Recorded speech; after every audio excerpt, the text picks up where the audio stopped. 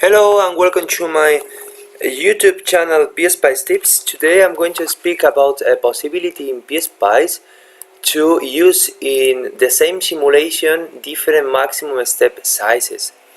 Why it is important? Because imagine you have a circuit where in a period of time you have a lot of peaks, a lot of variations in a small period of time, and the rest of the time of the simulation the results or the trace is quite constant. It is actually not a good option to use a very small maximum step size for the whole simulation. Why?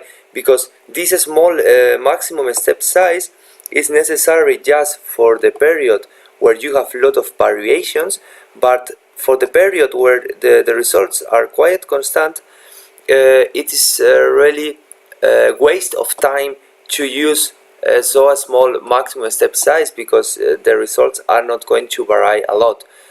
That's why the option I'm going to present today as a recommendation calls schedule, and with the schedule it is possible to vary this maximum step size. Imagine, for example, it's a small circuit I simulate.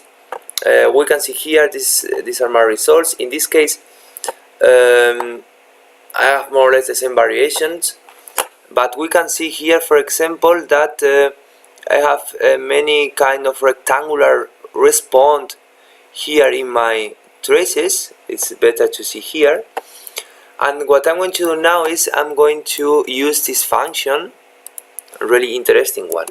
The syntax you have to follow is this one. You write schedule and then you say from 0 seconds I want to use 0.1 milliseconds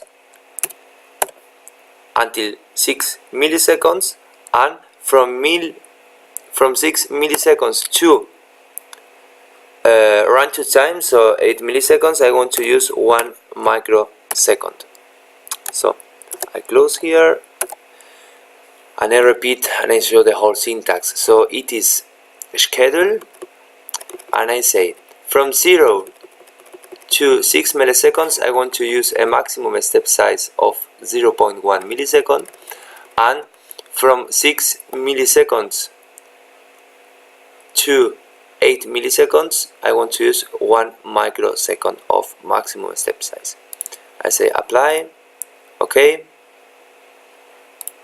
simulate, and we can see how right now at a particular time, 6 milliseconds, the response is much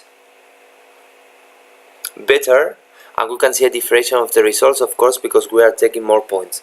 So that's why it is a really good trade-off in order to decide where I have more or less a constant results, where do I have a lot of peaks and I want to reduce the time I need for the simulation, and also I want to reduce the amount of generated data. Thank you very much. See you in my next videos. I hope it can help you to improve your work with the tool. Bye bye.